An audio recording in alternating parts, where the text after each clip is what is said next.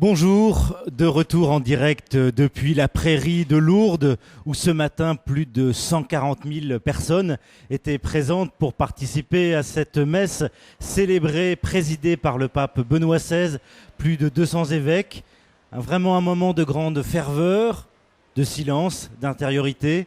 Hier soir, 70 000 personnes étaient présentes pour suivre ce chemin du jubilé et cette veillée mariale avec Benoît XVI. Alors, vous savez, pendant toutes ces journées, Benoît XVI est à l'honneur. Sur KTO, nous suivons toutes ces rencontres, ces célébrations en direct. Tout à l'heure, il sera avec les évêques de France. Il leur donnera un message. Et avant de le retrouver, peut-être dans une heure ou avant s'il est en avance, je vous propose de réfléchir et de comprendre un peu le sens de ce pèlerinage jubilaire de pape Benoît XVI avec trois journalistes. Tout d'abord avec François Venn, bonjour. Bonjour. Vous êtes directeur de Lourdes Magazine. Alors Lourdes Magazine, c'est le magazine qui permet de rester en lien avec la grotte et le message de Lourdes entre deux pèlerinages. Merci d'être avec nous.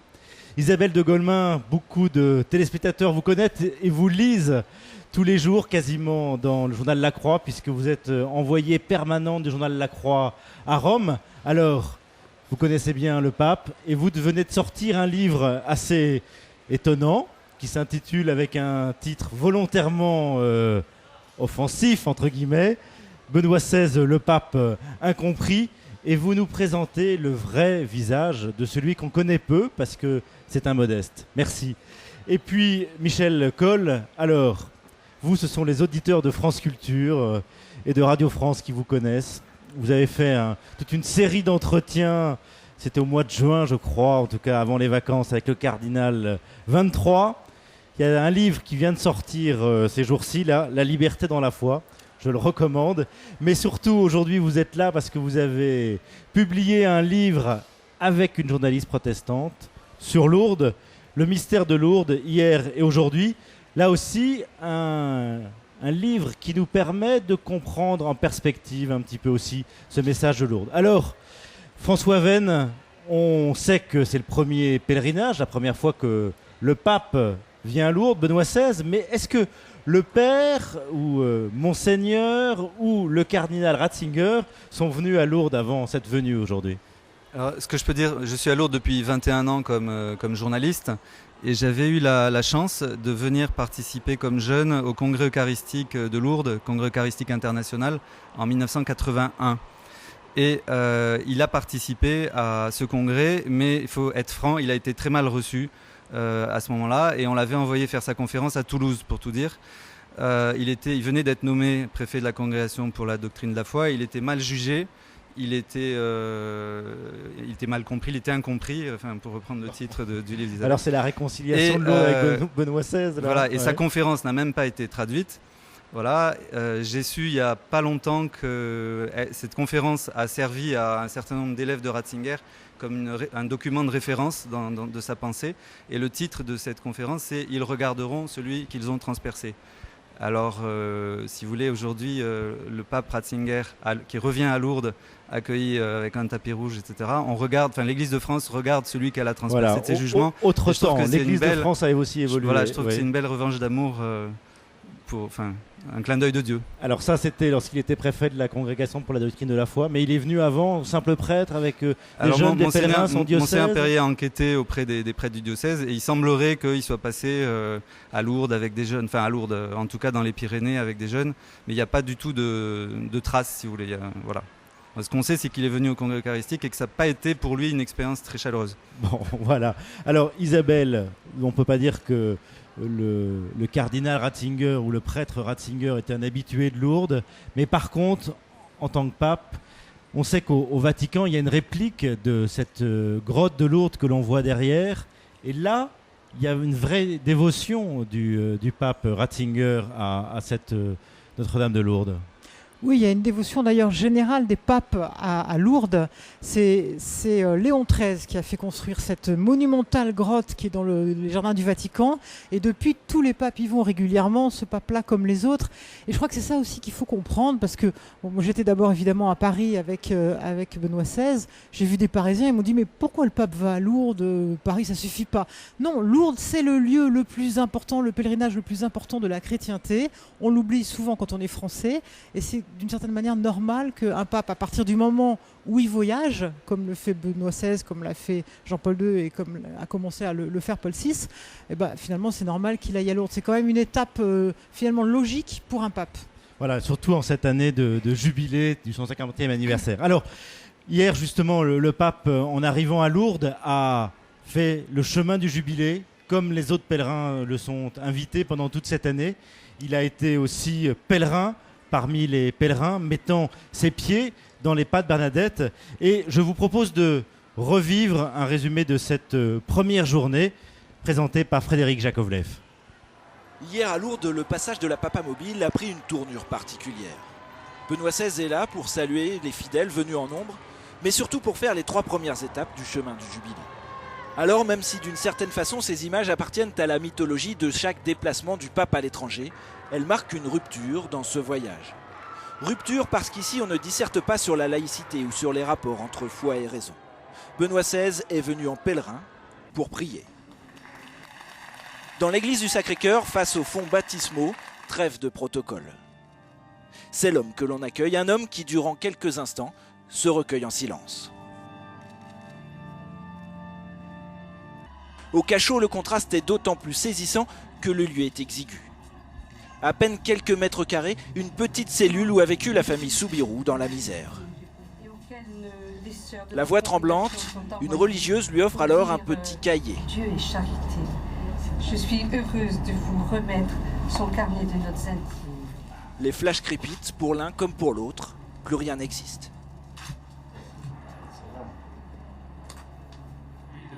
Un peu plus tard dans le sanctuaire, Benoît XVI va créer une nouvelle fois cette rupture. On récite le chapelet, la foule l'acclame. Benoît XVI se plonge alors dans la prière. À l'extérieur, il pleut, les pèlerins se protègent. Lui, d'habitude si prêcheur, lira simplement la prière du pèlerin. La même prière récitée par les 1 200 000 fidèles qui ont déjà fait ce chemin du Jubilé. Le message est clair, simple. À Lourdes, c'est la prière qui prime. Hier soir, lors de la procession mariale, Benoît XVI n'apparaîtra qu'à la fin du chapelet.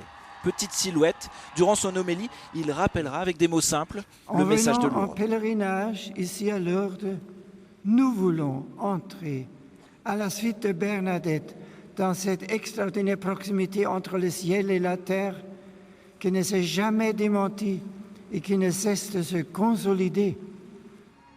À 22h30, sitôt son homélie terminée, Benoît XVI s'éclipse. Un bref salut à la foule comme pour signifier qu'à Lourdes, l'important ce n'est pas le pape, mais le message. Le message de cette ville mariale, le message de Bernadette. On le comprend à Lourdes, Benoît XVI est venu en pèlerinage. Alors Michel Cole, c'était émouvant cette journée, ce chemin du Jubilé hier. Vraiment, dans le cachot notamment, on avait l'impression que Benoît XVI rentrait pour la première fois dans cette pièce qui était tellement insalubre qu'on avait retiré la fonction de prison et que cette famille Soubirous vivait vraiment là dans la misère.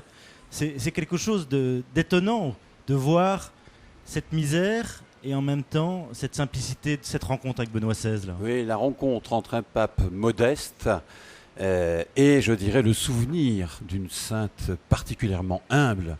Et c'est vrai que quand on a vu le Benoît XVI rentrer dans cette petite pièce, et l'évêque de Lourdes lui précisant qu'il vivait à 6 là, autour de cette cheminée, le pape n'est pas très démonstratif. Ce n'est pas quelqu'un sur lequel c'est clair les émotions, mais on a senti tout de suite une prise de possession du lieu, en tout cas dans l'esprit, dans le cœur du pape. Et c'est vrai que c'est un moment très très fort. Et je crois aussi que le moment où on lui a remis ce carnet des notes intimes de Bernadette a été particulièrement émouvant. En effet, cette sœur qui était toute intimidée. Et le pape la supérieure est timide aussi. Ouais. Donc je pense qu'il y avait là un moment particulièrement, je trouvais très très fort et très sensible, qui en même temps, je crois, pour ce pape théologien, ce bibliste, vraiment ce connaisseur extraordinaire des Écritures, il a dû faire un lien évidemment entre ce qu'il vivait là et évidemment toujours ce choix de la providence de personnes humbles.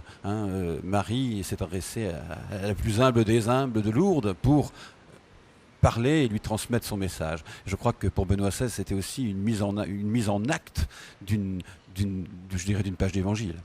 Et alors, ce qui a été très beau aussi, je trouve, c'est dans l'église paroissiale. Les fonds baptismaux de Bernadette. Et le pape renouvelant les promesses de son baptême, si je puis dire. Quelque part, il a dit, et c'est aussi le symbole de l'eau. Enfin, je trouve qu'il y a eu là l'obscurité de ce cachot où vivait Bernadette, qui nous ramène à, je dirais, à la condition misérable qui était la sienne, mais qui nous ramène aussi à ce qu'a été aussi la condition de Bernadette toute sa vie, une femme effacée. Toute sa vie, elle a été effacée. Et puis l'eau, c'est-à-dire le renouveau, la résurrection. Et je trouve que on a eu là, dans ces deux étapes de cette première journée à Lourdes, des moments forts qui nous font rentrer en effet dans le message de Lourdes. Ouais. Isabelle, vous étiez à la grotte, notamment à la fin de ce chemin du Jubilé. Là aussi, une émotion vraiment importante. On l'a vu du pape qui prenait conscience finalement de sa petitesse à travers ce lieu, non ? Oui, ce qui était effectivement assez réussi, c'est que comme il pleuvait beaucoup, le pape s'est retrouvé seul, un petit peu abrité par la grotte, et puis tous les gens qui sont dans la suite se sont abrités beaucoup plus loin. Donc on avait le pape qui était seul face à la grotte avec la statue de Marie au-dessus. Et finalement, c'est peut-être une image assez forte parce qu'on a pris conscience d'un seul coup qu'il était là dans un lieu qui est très simple. Et je crois que Lourdes, c'est un lieu qui correspond assez bien à la spiritualité mariale de Benoît XVI. Benoît XVI est un pape qui a une vraie spiritualité mariale, comme Jean-Paul II, mais sans doute différente de Jean-Paul II. Tout son pontificat a ce fil rouge de sanctuaires mariaux qui finalement ponctue un petit peu tous ses voyages. En Bavière, il est allé à Altötting, en Autriche, il est allé à Mariazell, au Brésil, il est allé à Aparecida, là il vient à Lourdes, donc c'est un pape pour lequel Marie compte beaucoup, mais qui remet Marie finalement à sa place, c'est-à-dire Marie est celle qui nous oriente vers le Christ. C'est une vision très théocentrique de Benoît XVI qui prend toujours bien soin de tout recentrer sur le Christ, sur Jésus. Et je crois que la simplicité de Lourdes, c'est un message très simple. Dans les apparitions, il y a finalement très peu de paroles qui ont été dites. Il n'y a pas de message pour le futur, pour l'avenir de l'humanité. C'est quelque chose de très sobre. C'est quelque chose aussi où, comme le disait Michel Cole tout à l'heure, Bernadette s'est effacée derrière le message de Marie. Donc je crois que ça correspond assez bien à la spiritualité de Benoît XVI. François, le pape l'a rappelé dans l'avion, il a un lien avec Sainte Bernadette particulier là. Oui, c'est vrai que dans l'avion qui le menait de Rome, il est venu voir les journalistes qui étaient là et il nous a fait cette confidence. Je savais, puisque je suis à Lourdes depuis longtemps, mais beaucoup ne le savaient pas. Il est né le 16 avril, qui est le dies natalis de Bernadette, c'est-à-dire le jour de sa naissance au ciel, le jour de sa mort. Voilà, et ça l'a beaucoup marqué et il nous a dit sa proximité avec elle. J'avais eu l'occasion plusieurs fois de le rencontrer à Rome, puisque les liens entre Lourdes et Rome sont très forts. Il y a beaucoup de pèlerins de Rome qui viennent. Il y a 3 ou 4 charters par semaine de pèlerins romains pendant la saison des pèlerinages. Donc j'ai l'occasion d'aller de temps en temps à Rome, notamment prier à la grotte de Lourdes dans les jardins du Vatican. Et j'étais reçu avec des jeunes, souvent par le cardinal Ratzinger, qui nous recevait de manière très très simple et qui nous parlait volontiers justement de ce lien qu'il avait avec Bernadette. Et je me souviens de lui avoir apporté de l'eau de Lourdes. J'ai une photo où je suis à côté de lui, il tient sa gourde d'eau de Lourdes. De la part de ce grand théologien, c'est très beau. Cette communion avec le peuple de Dieu et avec les gestes simples qui font la foi de tous, notre foi. On a l'attention aussi, Michel, et ça, dès ses premiers pas, j'allais dire, à Lourdes, tout de suite son attention aux plus petits, aux malades.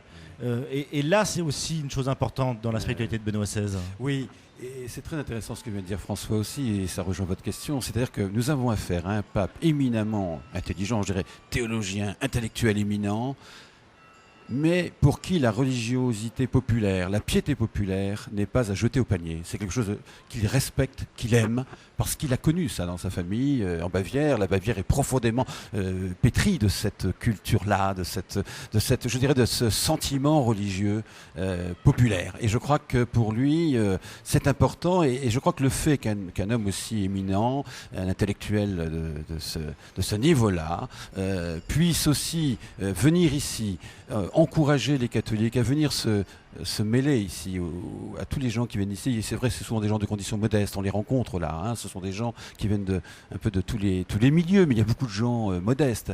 Et je trouve que c'est un bel exemple de pèlerinage que nous fait le pape Benoît XVI. Alors ça va étonner, parce que ceux qui l'ont entendu au Bernardin vont être un peu surpris, parce qu'il nous a parlé aujourd'hui, lors de son homélie, j'ai trouvé que c'était sublimement simple, une catéchèse à portée de tous. Et on se dit, quel formidable catéchiste. Comme hier, absolument. Et je crois que c'est ça, je dirais, l'originalité du pape Ratzinger, c'est cette capacité à pouvoir nous élever parfois vers des hauteurs intellectuelles, parfois un peu difficiles à suivre, il faut le reconnaître, et être capable de se mettre à la portée de tous, en nous rappelant l'essentiel de la foi avec des mots simples. Ça, c'est très important. Isabelle, une des images de Bernadette qu'elle avait utilisées après, lorsqu'elle est devenue religieuse, c'était l'image du balai. Je suis un balai, le Seigneur a eu besoin de moi à un moment, et puis après il a eu plus besoin de moi, donc il m'a mis comme un balai derrière une porte.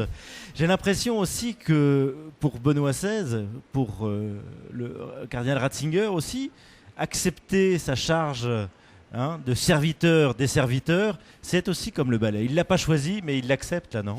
Oui, d'ailleurs, il s'en est confié à des pèlerins allemands quelques jours après son élection, en disant qu'il avait comme ça eu cette pression d'un seul coup. Il a des images très fortes pour évoquer la lame qui va tomber sur lui, enfin quelque chose qui redoutait un peu.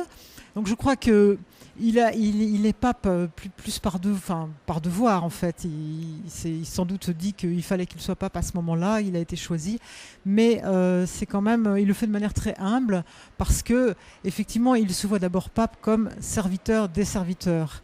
Et c'est vrai que sans doute ce matin, quand il a dit que Bernadette n'était là que pour nous transmettre le message, il pensait sans doute aussi à lui, je pense.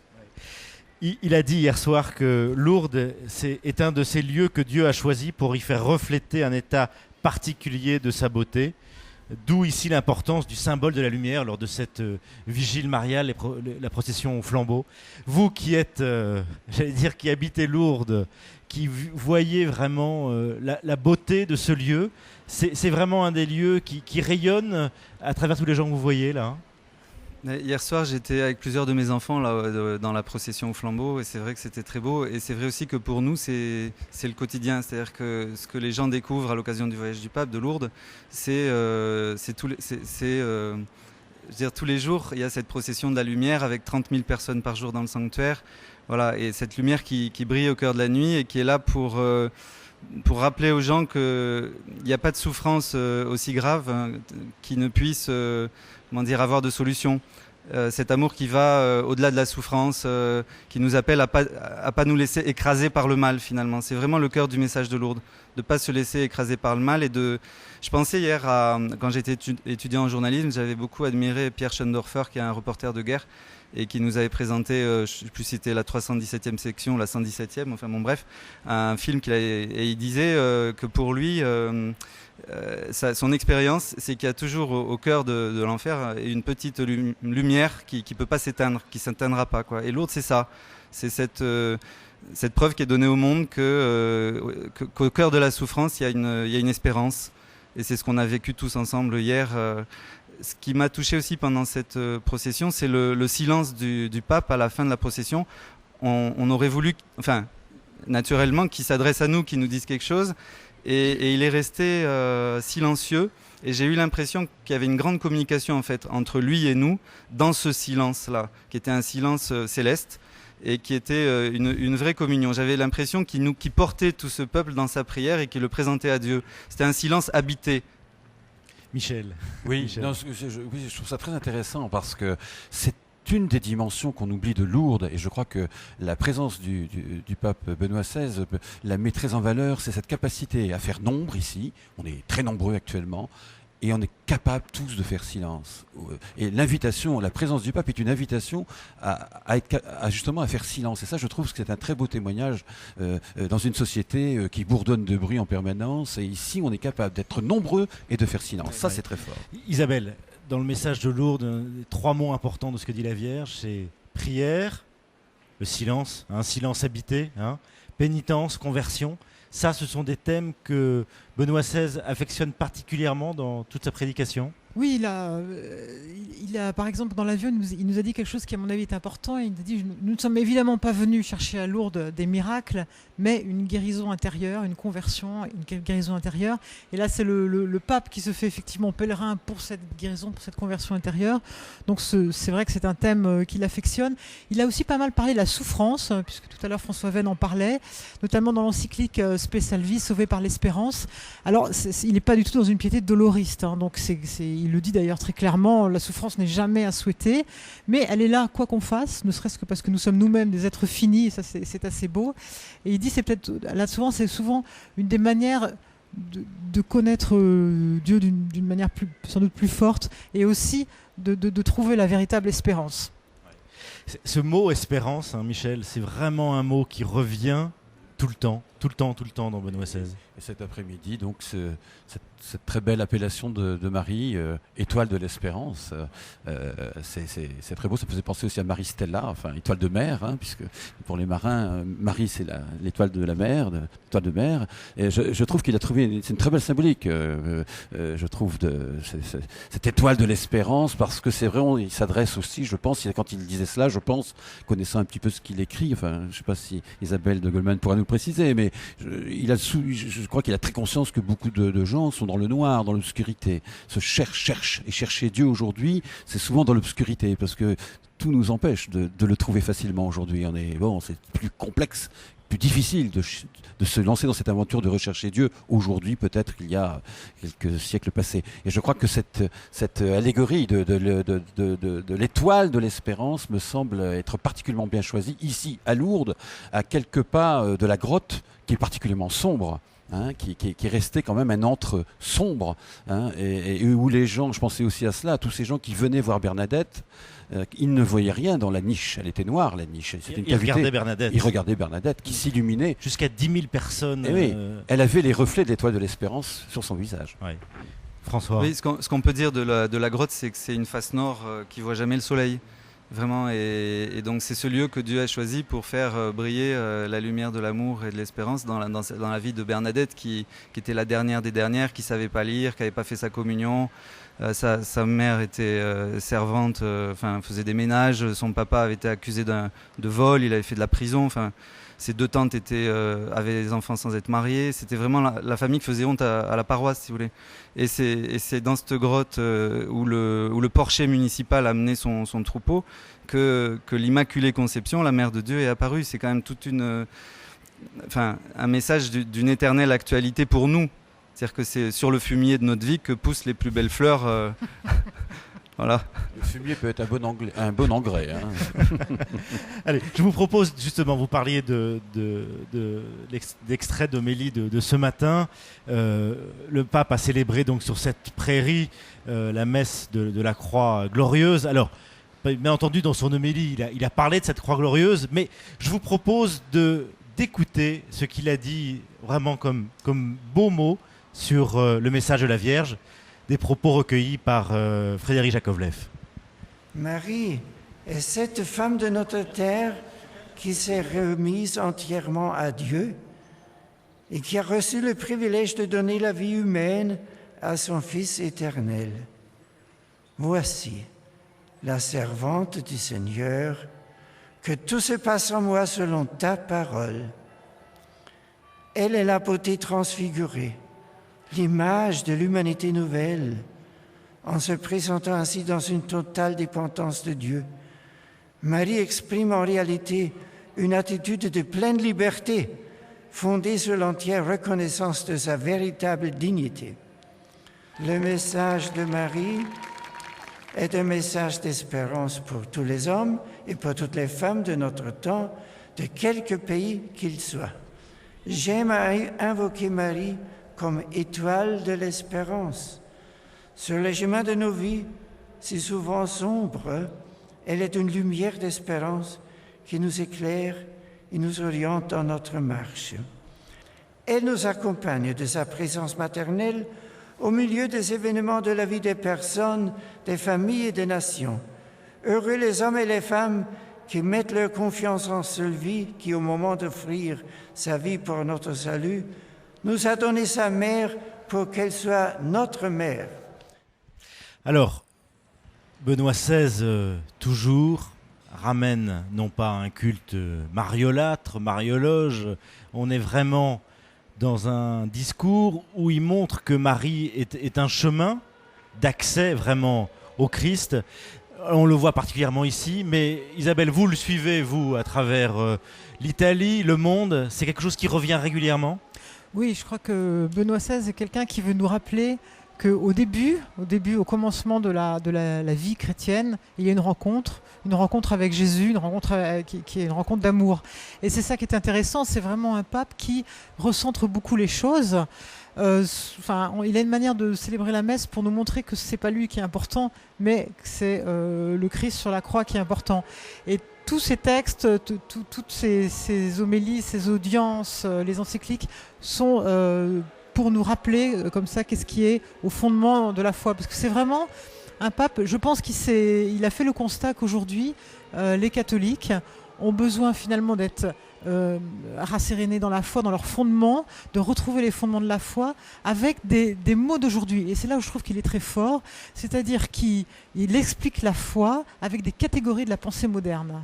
Oui, mais alors beaucoup de gens reprochent entre guillemets à Benoît XVI de ne pas toujours être accessible, d'avoir des textes et utiliser des mots souvent entre guillemets d'intellectuels. Non, enfin moi je suis pas tout à fait d'accord avec ça. D'abord, je pense qu'effectivement, c'est pas un pape qui est accessible uniquement par l'image ou par quelques phrases.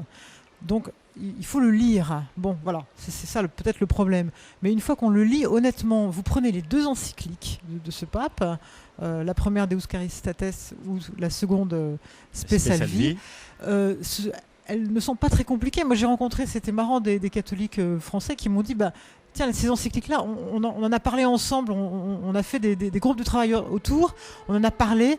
Non, je crois qu'il est assez simple. Alors, c'est vrai qu'au Bernardin, le discours était peut-être un peu compliqué, mais il faut le lire, je crois, et quand une fois qu'on l'a lu... Mais c'est vrai qu'il a un raisonnement, et comme en plus, il a quand même une culture rationnelle, il a une culture en plus qui, en fait, on le voit d'ailleurs bien, assez française.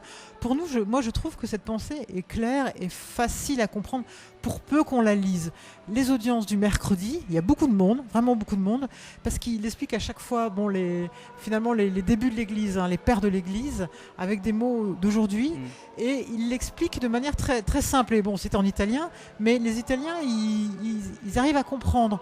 Donc je ne suis pas sûre qu'il soit compliqué, mais c'est au XXIe siècle un homme qui effectivement ne peut pas se laisser cerner par une image, par un slogan. Et c'est vrai que souvent, moi je vois bien mes collègues, notamment d'agence, qui doivent résumer une homélie par un geste, un titre d'article. C'est pas Jean-Paul II avec son sens de la formule. C'est pas Jean-Paul II, mais bon, c'est une autre manière de faire. C'est un enseignant. Et voilà. Oui, François. Moi, je voudrais dire que j'ai beaucoup aimé Jean-Paul II. Je l'ai suivi partout autant que j'ai pu. J'avais 16 ans quand il a été élu. J'ai fait beaucoup de reportages sur ses pas. Il m'a appris à aimer Marie. J'ai beaucoup découvert la place de Marie dans la vie chrétienne grâce à Jean-Paul II. Et je ne voudrais pas qu'on oppose Benoît XVI à Jean-Paul II. L'impression que j'étais par exemple en 80 au Bourget, j'étais scout de France. Bourget, c'était la messe d'accueil de Jean-Paul II pour son premier voyage en France. Il n'y avait pas un chat. Moi, le carré qu'avec les scouts on était chargé de surveiller, il n'y avait personne. Donc je me suis rapproché du podium, bref. Et aux Invalides à Paris, donc juste avant la venue à Lourdes, hier matin, il m'a semblé que 260 000 personnes. Voilà, il m'a semblé que Benoît XVI accomplissait en fait l'œuvre de Jean-Paul II, c'est-à-dire que Jean-Paul II, en missionnaire, a semé. dans l'Église de France. Et Benoît XVI, il n'a plus besoin, j'allais dire, de faire de théâtre, si vous voulez. Il nous conduit au cœur de la foi, c'est-à-dire il nous conduit là où Jean-Paul II voulait nous conduire. Et donc il vaut mieux remplacer le ou par le et dans cette histoire. C'est-à-dire que Benoît XVI, il accomplit l'œuvre de Jean-Paul II, on n'a pas à l'opposer à lui. Et si on prend le temps de lire justement les textes des audiences générales, etc., c'est d'une limpidité rare. C'est extraordinaire. Moi, j'invite les téléspectateurs à lire Benoît XVI. C'est vraiment pas compliqué. Michel. Oui, moi je dirais qu'en effet, opposer Jean-Paul II à Benoît XVI est vain.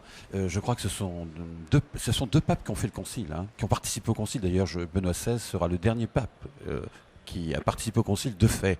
Et je trouve que ce qui est intéressant, c'est que l'un et l'autre, avec leur style différent, avec leur histoire différente, avec leur dévotion mariale différente, c'est-à-dire l'un beaucoup plus expressif que l'autre. Jean-Paul II était très démonstratif dans cette dévotion mariale, beaucoup plus que ne l'est Joseph Ratzinger. Mais il y a quelque chose sur lequel ils se rejoignent, c'est l'être de...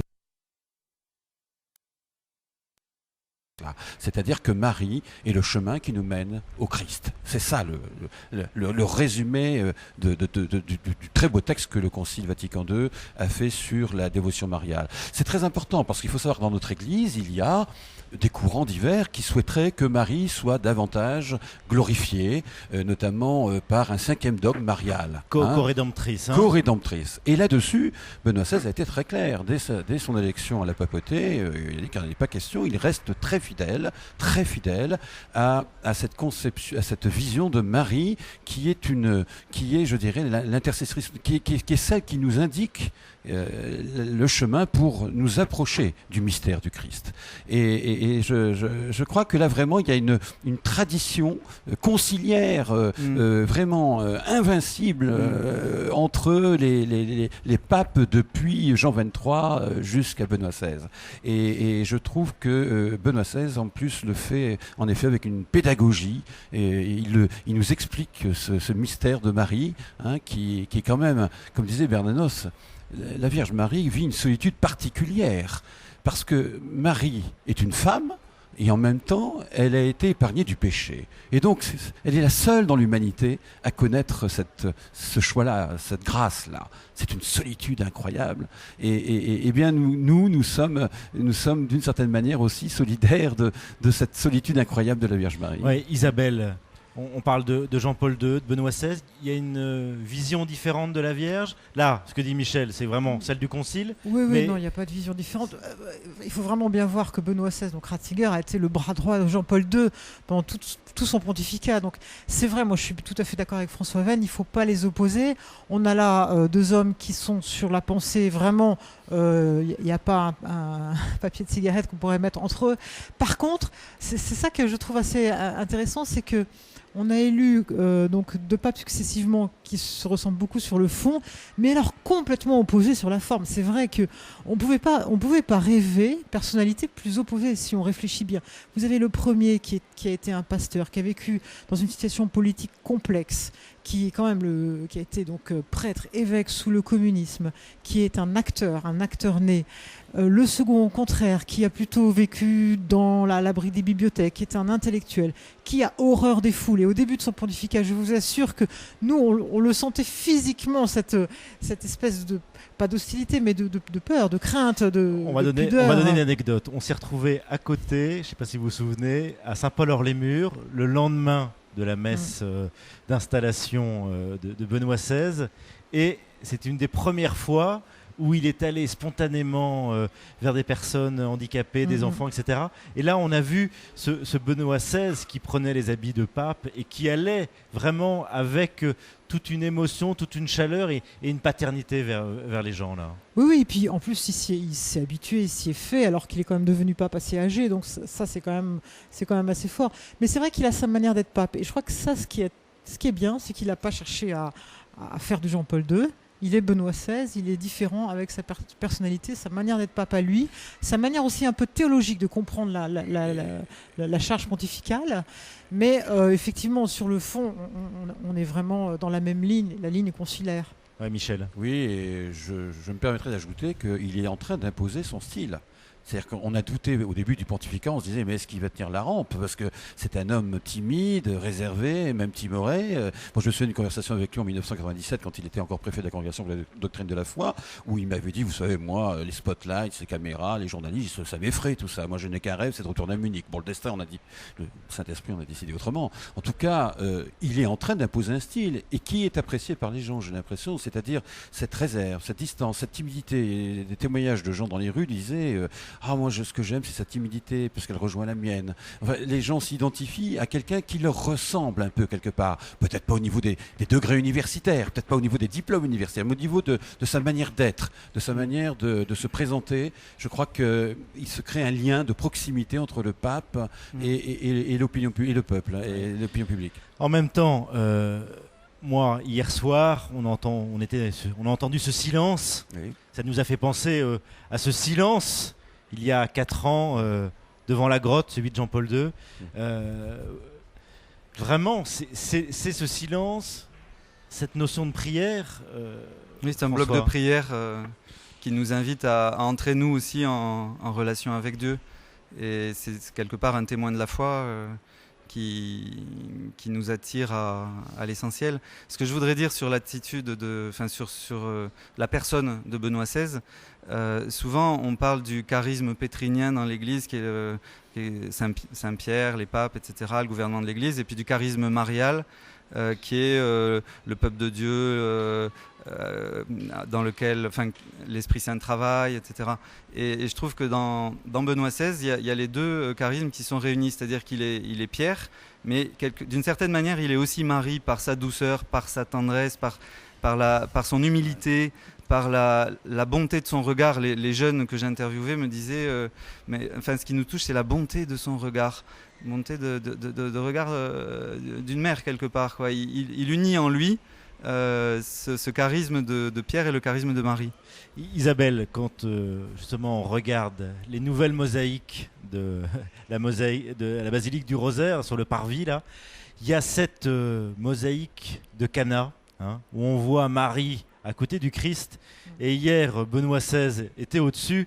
Et j'ai l'impression qu'il était un peu comme Marie à Cana. Faites ce qu'il vous dira, non?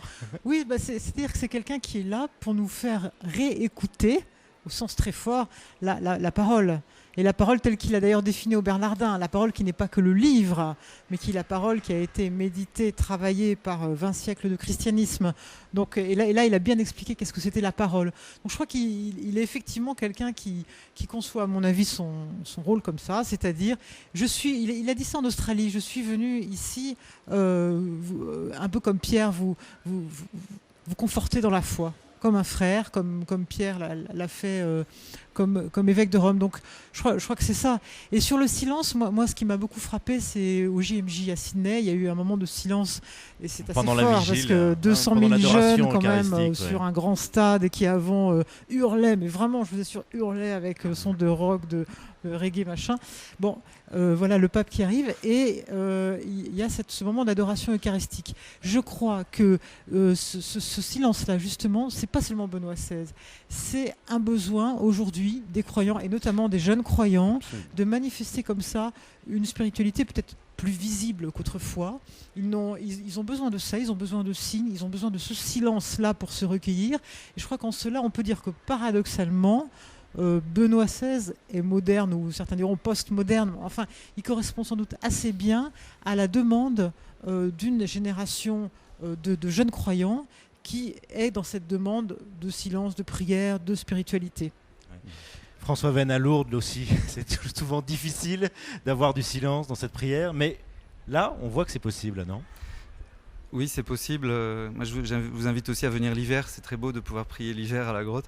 Ce que je voudrais dire sur Marie, mère de l'Église, c'est ce que j'ai découvert en discutant avec un prêtre qui aime beaucoup Lourdes. C'est que Marie, quand elle apparaît à Bernadette, quand elle lui dit son nom, je suis l'Immaculée Conception, le 25 mars, c'est la fête de l'Annonciation. Donc, elle est, si vous voulez, l'apparition, elle porte en elle le Christ. Elle est enceinte.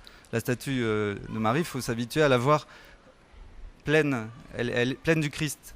voyez, et en cela, elle est mère de l'Église vraiment. Et Benoît XVI revient souvent dans ses témoignages sur sa participation au Concile et la joie qu'il a eue quand le Concile a déclaré Marie, mère de l'Église. C'est Marie, mère de l'Église qui est... C'est Paul VI qui l'a déclaré justement. Et oui, non, mais au Concile, il participait au Concile lui en tant que théologien, et il a donc été présent à cette proclamation. Voilà. Et donc à Lourdes, c'est Marie, mère de l'Église, qui vient d'une certaine manière, comme Marie à la Visitation, dire à Élisabeth, ça bouge encore en toi, et elle vient nous dire, ça bouge encore en toi, vieille Église, Dieu travaille.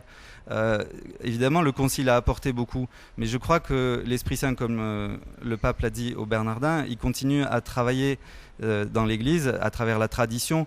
Donc il n'y a pas avant, après, Concile, etc. Il y a l'Esprit à l'œuvre dans l'Église, et c'est important pour comprendre la théologie mariale de Benoît XVI de revenir à saint Irénée, qui est l'évangélisateur de la Gaule, le premier évêque de Lyon, etc., qui lui-même était disciple de Polycarpe de Smyrne, qui lui était disciple de Saint Jean, qui avait vécu avec Marie, si vous voulez. Donc la théologie mariale de Benoît XVI, elle s'origine dans l'acte de naissance de la mariologie, qui est le traité de saint Irénée qui s'appelle Adversus Héréses, contre les hérésies, où Irénée dit le nœud que Ève avait noué par son non, par sa désobéissance, Marie l'a délié par son oui. Voilà. Et c'est, je crois, ça le cœur de l'importance de Marie dans l'Église, c'est cette liberté du oui de la créature qui accueille la grâce de Dieu, qui veut entraîner cette créature dans la lumière du Christ ressuscité. Et pour finir, Benoît XVI parle beaucoup, quand il parle des apparitions de Marie, il les met souvent en lien avec les apparitions du Christ ressuscité. C'est-à-dire que celle qui apparaît à Lourdes, elle est quelque part, elle participe à la résurrection de son fils, elle est la première ressuscitée, et c'est en ça qu'elle est signe d'espérance, c'est qu'elle nous dit à tous que nous aussi on participera à cette résurrection. Isabelle, le week-end dernier, Benoît XVI était en Sardaigne, dans un sanctuaire marial, et il a dit finalement que Marie était l'étoile de la nouvelle évangélisation. C'est se mettre à son écoute, c'est une possibilité pour l'Église aujourd'hui en France ? Oui, il l'a redit aujourd'hui. Il a expliqué que Marie était une manière, comme le disait tout à l'heure Michel Cole, de nous montrer le chemin qui mène à Dieu. Et je crois que d'ailleurs ce qui est intéressant dans ce qu'il a dit aujourd'hui, il a finalement donné une définition, à mon avis assez originale, de l'Immaculée Conception. Parce qu'il a dit en quelque sorte dans l'homélie tout à l'heure, il a dit l'Immaculée Conception, c'est pas la prédestination. Au contraire, l'Immaculée Conception, c'est la pleine liberté. C'est-à-dire que naître sans péché, c'est justement naître à l'image de Dieu, donc dans toute sa dignité d'homme, et c'est comme ça qu'on accède à la vraie liberté. Moi, j'ai trouvé ça assez intéressant, j'avais jamais pensé à ça avant, de rapprocher comme ça Immaculée Conception et liberté. Et je crois que c'est un pape, effectivement, il est allé en Sardaigne, il va très souvent en Italie dans des lieux mariaux. Ceci dit, c'est chaque fois pour nous parler du Christ. Michel, oui, je voudrais, parce que je crois que je vais prolonger ce que vient de dire Isabelle, parce que vous avez évoqué les mosaïques, les nouvelles mosaïques qui ont été des mystères lumineux, qui ornent la façade. Il faut que vous remarquiez, je ne sais pas si vous avez remarqué quelque chose. Il y a quelque chose qui est extraordinaire sur ces mosaïques, c'est les yeux des personnages. Ils sont très grands, très développés. C'est une invitation à regarder, mais à contempler.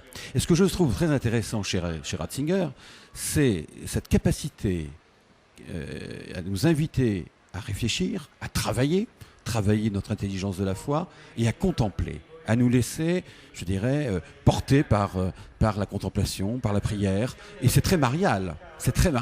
Marie, dans l'Évangile, il y a très peu de choses sur elle. Elle parle pas. Quasiment pas, à part évidemment le Magnificat. Faites ce que vous, qu'il vous dira. Très peu de phrases de Marie. Mais elle regarde, elle voit ce que fait Jésus, elle voit ce que font les hommes, elle regarde, elle contemple. Et en même temps, dans son cœur, elle intériorise tout ça. C'est-à-dire, elle travaille intérieurement par la prière, par l'intelligence. Et je trouve que toutes les interventions du pape me font réfléchir à cela. Et quand je passe devant ces mosaïques, je me dis, ces yeux-là, grands ouverts, sont une invitation vraiment à contempler et à réfléchir. L'un ne va pas sans l'autre. Et c'est ça qui est la force de Ratzinger. C'est de nous inviter à la contemplation, j'aimerais bien dire aussi à l'action, j'y tiens, c'est important, mais aussi à la réflexion. Il y a une articulation là, foi, fondée sur la contemplation, la réflexion, pour l'action, pour témoigner. Et ça, c'est très très fort. Je voulais vous remercier tous les trois. Demain matin, nous pourrons contempler ses yeux puisque le Saint-Père célébrera la messe sur le parvis de la cathédrale du Rosaire. Alors, merci à tous les trois. Le pape est en train d'arriver dans l'hémicycle, rejoindre les élèves, les évêques pour son message. Alors merci à vous, les élèves. Peut-être que ça va être une leçon ou en tout cas un discours. Merci en tout cas à tous les trois. Et je rappelle que vous pouvez voir en direct ou en archive toutes les émissions sur le site de KTO, www.ktotv.com. Merci aux équipes de KTO ici à Lourdes et à Paris. Je vous retrouve tout à l'heure pour cette procession eucharistique qui est en train de se mettre en place. À tout à l'heure.